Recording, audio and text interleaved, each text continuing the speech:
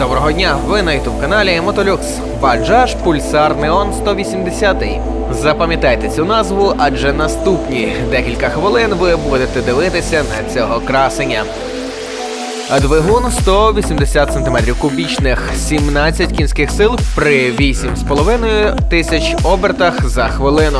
Крутящий момент 14,2 Нм при 6500 оборотах за хвилину. Двигун чотирьохтактний та чотирьохклапаний з повітряним охолодженням.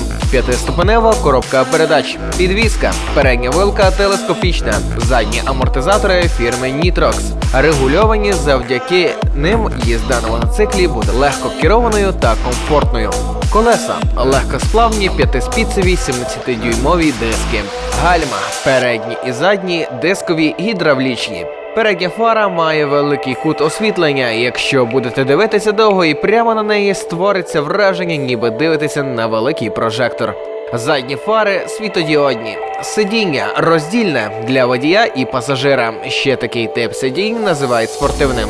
Топливний бак на 15 літрів. Розхід топлива 2,2 на 100 км. Споряджена маса 147 кг. Система пуска електрична. Також на цьому мотоциклі присутня запатентована система вихлопу X-Heavs Tech, що означає дуже малий і тихий викид вуглекислого газу. Для більш детальної інформації та дізнавання ціни звертайтесь за номерами, вказаними у описі під відео.